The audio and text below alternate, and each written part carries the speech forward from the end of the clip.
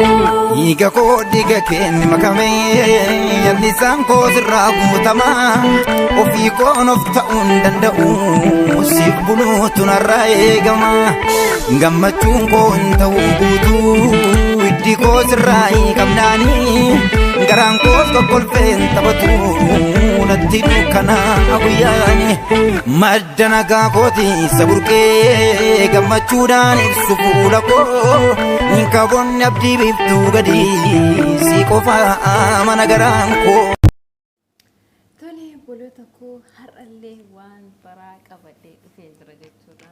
Wanti ani qabadhee dhufe har'as kun kana fakkaata. Waan amma kana hunda isaanatti fiddee dhufte giftiin kiyya jechuudha.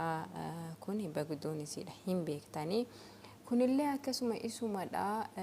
Jarreen isaan kun immoo walum fakkaatu kis baraa jedhamanii. Egaan amma kana hunda ani maaliin godha? Amma kana hunda maaliin godha? Yoon akkasiin firiijii keessa kaa'e guyyaa muraasan booda hin bada.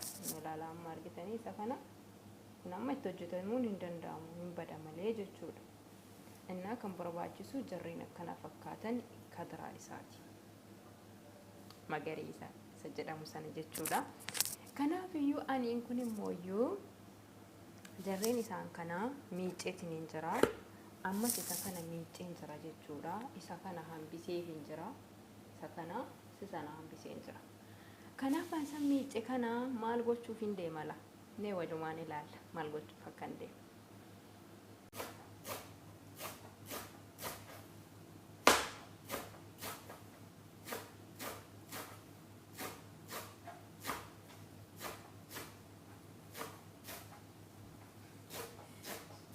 Namun gimana mulai terus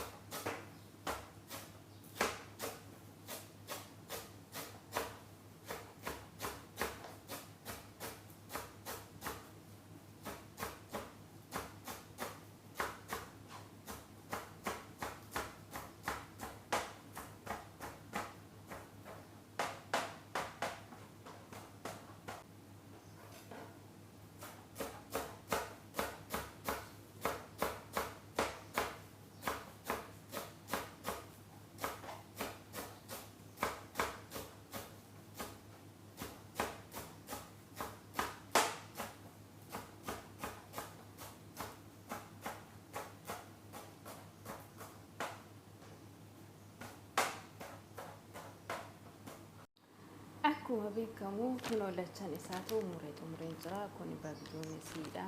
Kun kisbaraadha. Biyya keenyatti already kun dimbilaala. Baala dimbilaalaati. Garuu inni kun maal akka ta'e hin beeku. Biyya keenya jira ta'e hin jiru ta'e hin beeku. Amma isa kanaan jechuudha shalimooniidhaan qilleensa isaa diriirsee tanaan qilleensa isaa keessaa baasa jechuudha. Dirqama qilleensa isaa keessaa ba'uu qaba. Qilleensi keessa jiraatee bifa isaa nu jalaa qayyarata. Anna akkasitti goone mana baradoo galchina malee firiijii intini keessa miti. Bakka qorrisiisuu qofa osoo hin taane mana baradoo keessa galchina jechuudha. Yeroo itti barbaannetti yeroo itti wanta tokko fakkeenyaaf yeroo biriyaaniin hojjetamu machbuusii wantoonni adda addaa yeroo hojjetamu nyaanni biyya kana keessatti gaa wantoota kana lamaan hin barbaada dirqamadha waan ta'eef itti godhama yeroo sana immoo nuti amma kana hunda isaan manatti nutti fidanii akkasuma callisnee isa keenyee ol kaawuu osoo hin taane akkasittiin mijeeffannee ol kaawuu qabna jechuudha. Akkasittiin mijeeffannee ol kaawuu qabna yeroo itti wantoota nyaata waan kana barbaadan hojjennu achumaa fuunee itti godhachuu qofadha jechuudha. Firiijii keessaa fuunee aga nu barbaachisu sana irraa qunxurannee itti godhachuu qofadha. Qilleensa isaa keessaa baasee diriirsee deebisee isinitti argisiisa. Na waliin tura. Kun akkasitti tolcheen jira jechuudha. Qilleensa isaa keessaa baasee akkasiin diriirseen jira. Amma firiijii keessa galchachuu qofadha jechuudha. Kanaaf yeroon barbaade qofa achii fuudhee fayyadamuu jira jechuudha. Akkasidha. Yoo isinitti tole isinillee akkasitti maatiin isin bira jirtan wantoota akkanaa kana baay'isanii isinitti fidu yoo ta'e of jalaa hin balleessinaati. Maaliifin faayidaadhuma keessanii isin fayyada. Gaafa hin jirre immoo iyyuu nyaata adda addaa wanta isa barbaachisu hojjechuudhaaf isin daangeessa gaafa dhabame jechuudha. Nyaatonni immoo hedduminaan biyya kanatti jarreen kana lamaan barbaada. Jarreen kana lamaan itti godhamuu barbaada.